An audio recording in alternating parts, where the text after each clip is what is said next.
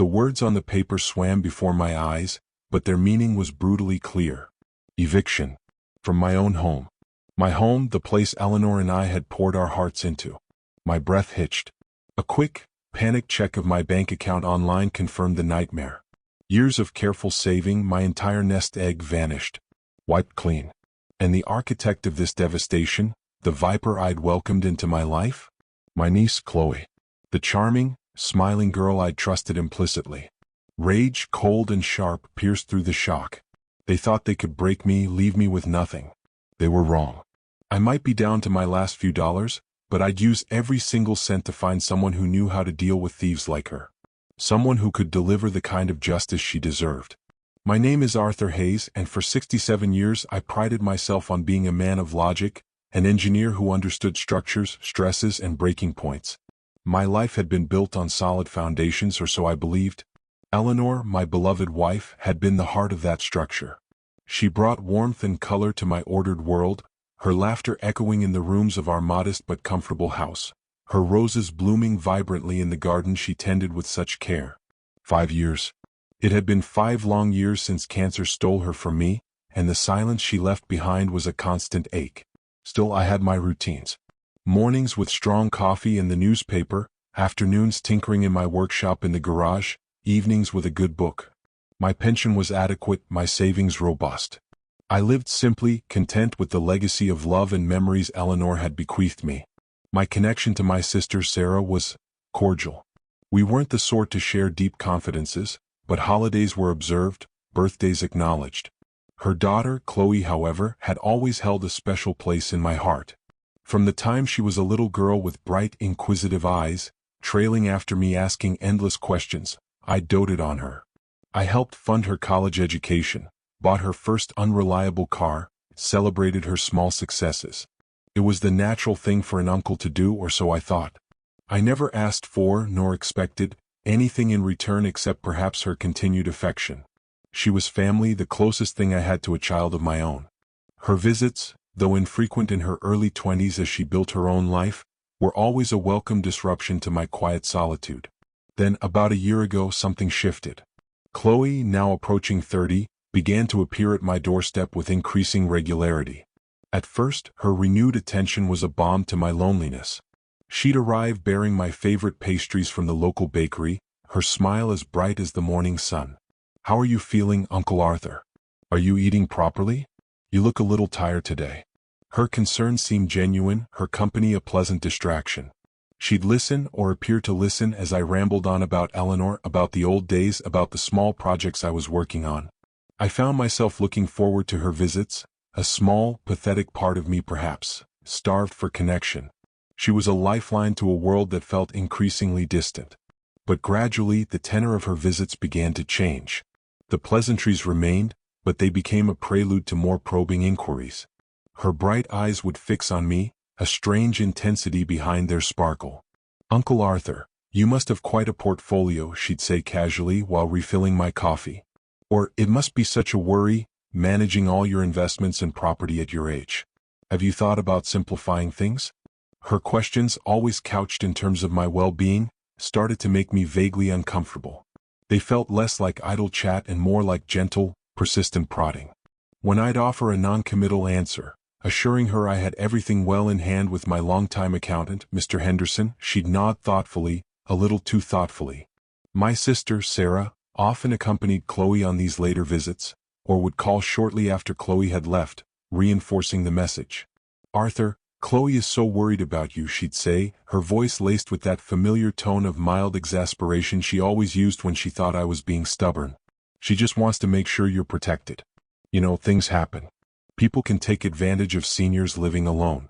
The irony of that statement now burns like acid. I tried to dismiss my growing unease. This was Chloe, my niece. This was Sarah, my sister. They were family. Surely I was just being an overly suspicious old man, letting grief and solitude warp my judgment. But a small, cold knot of apprehension had begun to form in my gut, a persistent whisper that all was not as it seemed. It was a feeling I couldn't quite articulate, like the air before a storm, heavy and charged. The gentle prodding soon morphed into direct offers of assistance. Chloe, bless her heart, as Sarah would say, decided I was struggling with the complexities of modern life. "Uncle Arthur, your paperwork is a bit of a muddle, isn't it?" she tisked sympathetically, rifling through the neat files on my desk. "Let me help you get organized. I can digitize your important documents, set up online accounts. It's so much more efficient. I am, admittedly, a man of paper and pen, more comfortable with ledgers than spreadsheets." The digital world felt slippery and tangible. She'd sit beside me, her perfume a little too sweet, her fingers a blur on the keyboard, talking rapidly about firewalls and two-factor authentication, terms that made my head swim. "Don't you worry about a thing, Uncle," she'd chirp. "I'll handle all this complicated stuff. It started with online bill payments. It'll save you so much time and bother," she insisted. "No more writing checks or licking stamps. Plus it's more secure." Secure. That word again. Reluctantly, I granted her access to some accounts, providing passwords I'd meticulously noted down in my private ledger. It did seem easier at first. But then the small anomalies began. An unexpected charge for a streaming service I'd never heard of. "Oh, that's a free trial I signed you up for, Uncle," she'd explain brightly. "Loads of great documentaries you'll love. A donation to a charity I didn't recognize. I thought it was one Eleanor used to support, so I took the liberty." Her explanations were always plausible, delivered with an air of such innocent helpfulness that to question them further felt churlish. I had an antique barometer, a beautiful brass instrument that had belonged to my grandfather. It hung in the hallway, a piece of family history I treasured. I'd idly mentioned to Chloe once that it might be quite valuable. A few weeks later, I noticed it was gone. A cold dread spread through me. When I called Chloe, my voice tight with anxiety, she sounded flustered. "Oh, Uncle Arthur, I'm so sorry, I meant to tell you. I took it to get appraised. A friend of mine knows a specialist. I thought I could surprise you with how much it's worth." My relief was quickly followed by a resurgence of that nagging suspicion. It just didn't feel right. Days later, she returned, looking crestfallen. "I have some bad news, Uncle. The appraiser said it's not as valuable as we thought. There's some internal corrosion. He made an offer, not great, but I figured it was better than letting it just hang there." She pressed a few $100 bills into my hand. The amount felt insultingly low. But what could I say? Accuse her of theft? The very idea seemed monstrous. When I tentatively mentioned my discomfort to Sarah, she reacted with predictable indignation. "Arthur, you're impossible. Chloe is bending over backwards to help you, and all you can do is find fault. She's a good girl. You're lucky to have her." The guilt she expertly wielded was a powerful silencer. I retreated, burying my doubts, telling myself I was ungrateful, paranoid. Yet the unease festered, growing with each overly solicitous visit, each new suggestion Chloe made about optimizing my affairs.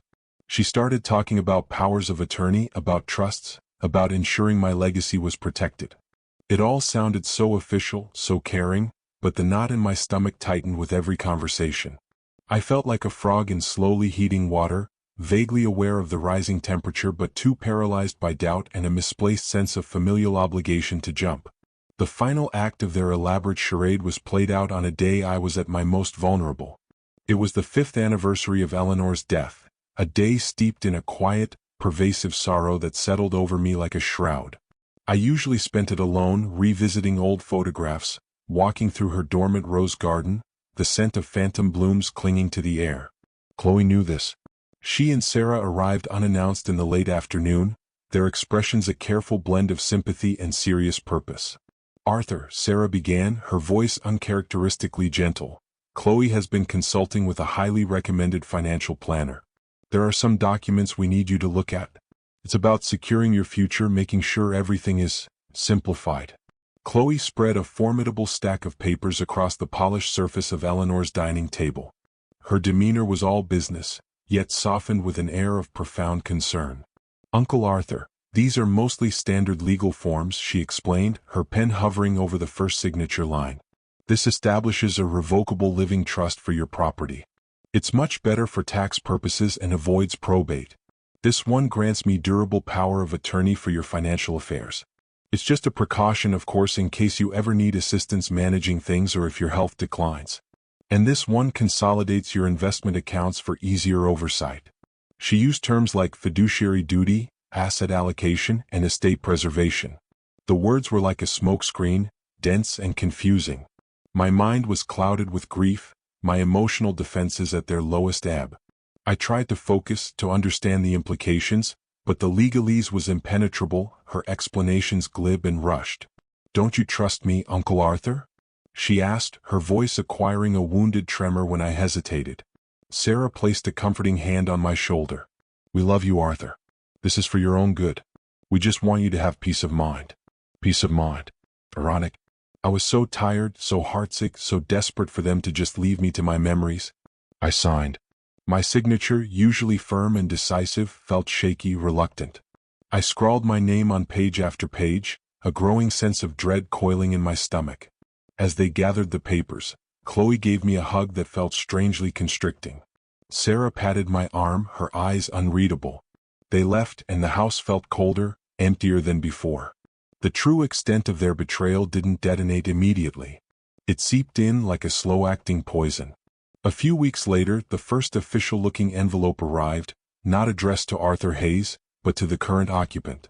Then another, from the county tax assessor, addressed to Chloe Hayes, as the new registered owner of my property. My blood turned to ice. I remember my hands shaking so violently I could barely open it. New owner. My house. Chloe's name. I raced to my bank, a roaring in my ears. The branch manager, a kind woman I'd known for years, looked at me with pity. "Mr. Hayes," she said gently, "according to our records, substantial funds were transferred out. And then the accounts were closed. Authorized by your niece, Chloe Hayes, under power of attorney." I don't recall driving to Sarah's house. I only remember standing in her living room, the damning documents crushed in my fist, Chloe and Sarah watching me with a chilling composure. "What is this?" I demanded, my voice a raw tear in the silence. "What have you done?" Chloe, my sweet, solicitous niece, looked at me as if I were a tiresome stranger. "Uncle Arthur," she said, her voice devoid of any warmth, "you signed all the papers. You wanted me to take care of things. You said you couldn't manage anymore." Sarah, ever her mother's daughter, stood beside her, arms crossed, a mask of indifferent concern. "You've been getting so forgetful, Arthur. This was for the best. It's all perfectly legal. We were protecting your assets." "From whom?" I wanted to scream. "From you?" The cold, calculated nature of their deception was staggering. They had exploited my trust, my love, my grief. They had picked me clean and felt nothing. The ensuing days were a descent into a special kind of hell. Formal eviction papers arrived, tacked to my own front door. Utility companies sent final notices. The life Eleanor and I had painstakingly built was being dismantled before my eyes, and I was powerless to stop it. I wandered through the rooms, each object a fresh stab of pain. Eleanor's favorite armchair, the bookshelf I'd built for her, the slight indentation on the windowsill where her cat used to sleep. All of it would soon be gone, or worse, in Chloe's grasping hands. Sleep offered no escape, only nightmares of smiling betrayers and endless, falling documents. I was 67 years old, facing homelessness and destitution, stripped bare by my own kin. The shame was a lead weight in my soul. How could I have been so blind, so utterly stupid? Then, through the fog of despair, a sliver of memory pierced through. That awful afternoon when I was signing my life away. Chloe had taken a brief phone call, her back to me, her voice a furtive whisper. I'd only caught a few words. "Mr. Silas, finalize the transfer, expedite the titles, standard procedure." At the time, preoccupied and overwhelmed, I'd barely registered it. Now the name echoed in my mind. Mr. Silas. It didn't sound like the name of a reputable financial planner. It sounded different, shadier. This wasn't the action of someone transparently helping an elderly uncle. This was cloak and dagger. A desperate, reckless resolve began to harden within me. I wasn't completely penniless yet. I had one emergency credit card, tucked away for a true catastrophe, with a cash advance limit of a few $1,000s. It was my absolute last resort, my final, defiant gesture. My fingers, clumsy with a strange new urgency, typed into the search engine. Discreet asset recovery financial deception specialist. Most results were slick corporate law firms, far beyond my meager means. But then a small, unadorned text ad caught my eye. Mr. Harding. Private investigations. Asset recovery from sophisticated fraud. We deal with thieves. It was blunt, almost stark. It felt like a lifeline thrown into a raging sea.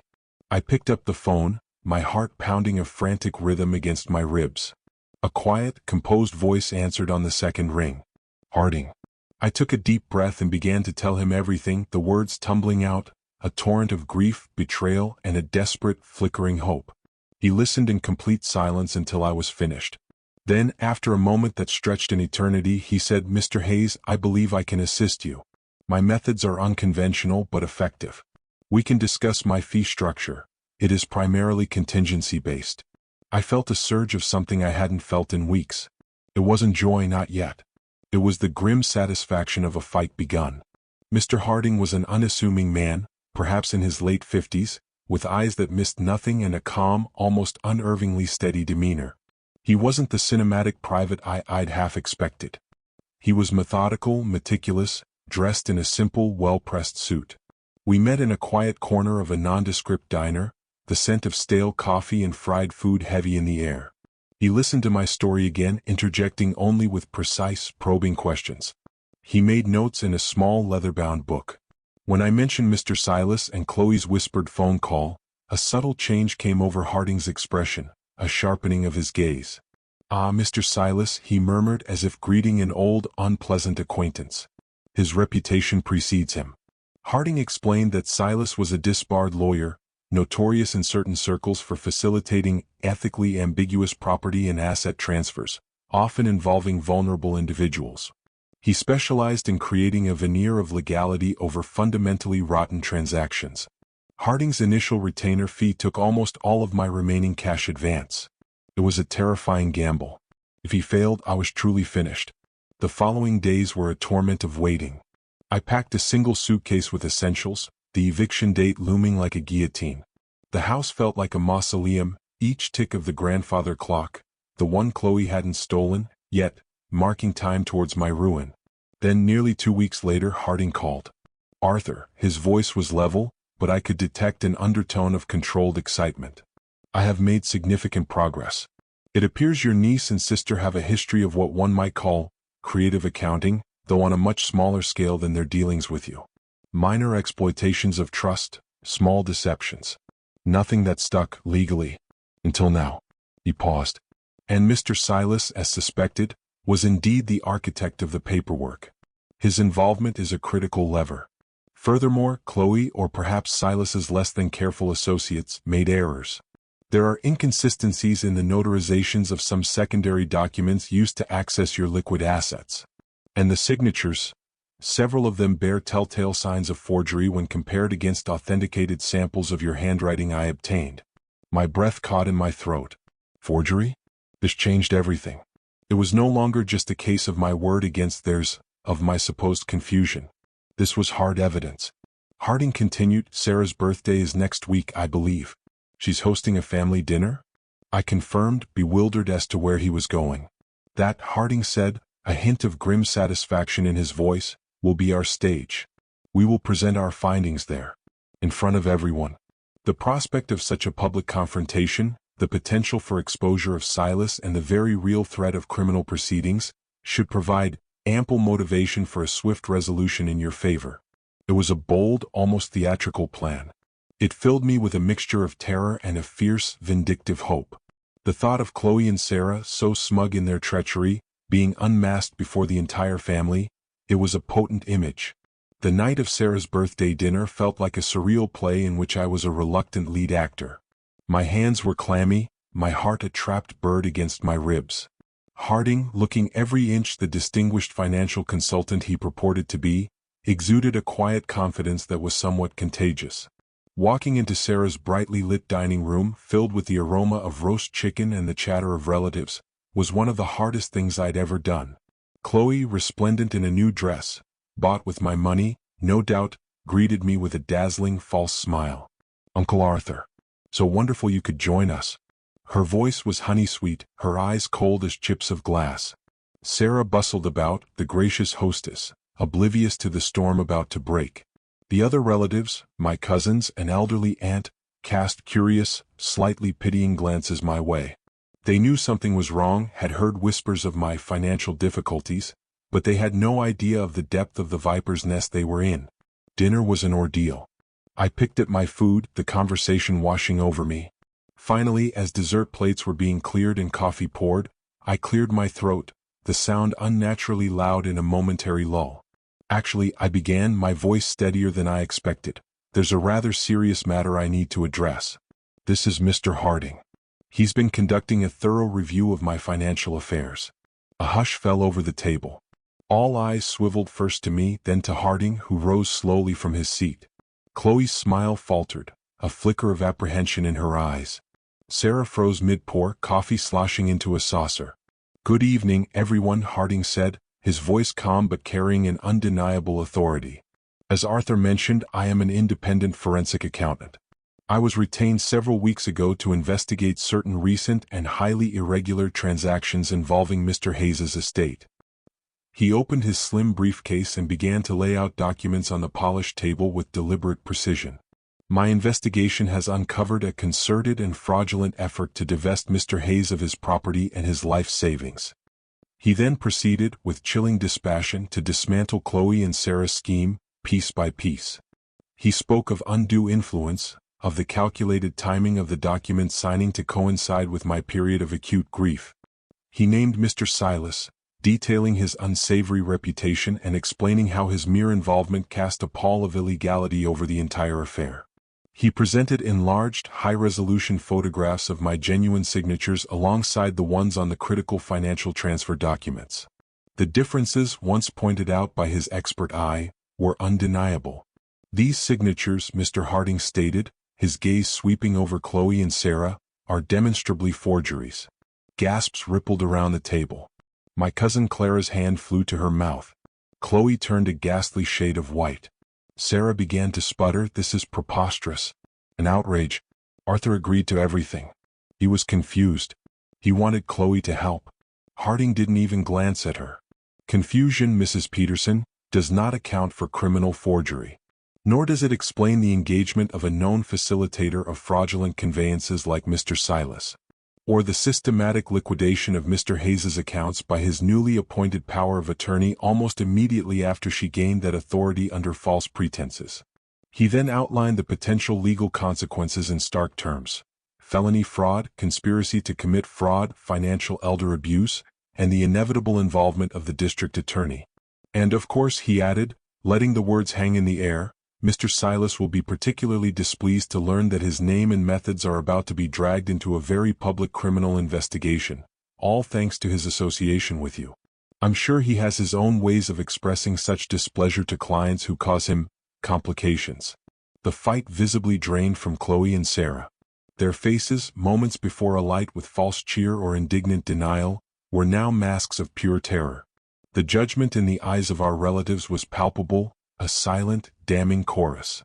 Mr. Harding, never raising his voice, produced another set of documents. "I have here," he said, "a settlement agreement. It fully reverses all property transfers, reinstates Mr. Hayes as the sole owner of all his assets, and returns every last dollar that was misappropriated. If these documents are signed tonight, and the full restitution of funds is verified within 48 hours, Mr. Hayes is prepared, magnanimously, to consider this unfortunate episode closed, at least with regards to pressing criminal charges against his own family for these specific acts of fraud. However," he added, tapping the file containing the forgery evidence, "this information will be retained." The unspoken threat was clear.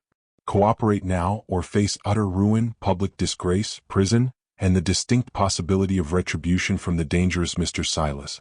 Chloe looked at her mother, her eyes wide and pleading.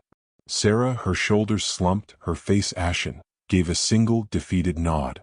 With a hand that trembled so violently she could barely grip the pen, Chloe signed each page. Sarah followed suit, her signature a mere scribble. The silence in the room was broken only by the scratch of pen on paper and the occasional shocked murmur from our relatives. The weight that had been crushing me for weeks began to lift. It wasn't just about the money or the house. It was about the truth, exposed in all its ugly glory. It was about justice, served cold and irrefutable. The immediate aftermath was as swift and decisive as Harding had predicted. Within 48 hours, my house was mine again, the title cleared. My bank accounts were replenished to their former state. Chloe and Sarah became instant pariahs. Ostracized by the horrified family, they faced a future of social isolation and, as I later learned, some lingering legal entanglements from other, smaller deceptions Harding had peripherally uncovered during his investigation. Mr. Silas, true to form, melted back into the shadows, undoubtedly eager to distance himself from their spectacular failure. Life resumed, but it was a new kind of normal. The betrayal left an indelible mark, a cautionary tale etched onto my soul. Trust, once so easily given, was now a carefully guarded commodity. But alongside the lingering pain, there was also a newfound strength. I had faced the abyss and, with a desperate gamble and the help of a very particular kind of professional, I had pulled myself back. I even found a new purpose. I started volunteering at a local senior advocacy center, quietly sharing my experiences, helping others learn to recognize the subtle warning signs of financial exploitation. It was a way to channel the anger and pain into something positive, to ensure my ordeal might prevent another's. The house is still quiet, but the silence is different now. It's the quiet of peace regained, of battles won. And sometimes, when I'm working in my garage or tending Eleanor's roses, I allow myself a small, grim smile. I learned the hard way that sometimes, the only way to deal with thieves is to hire someone who understands their nature even better than they do themselves. And that, I can tell you, was worth every last dime.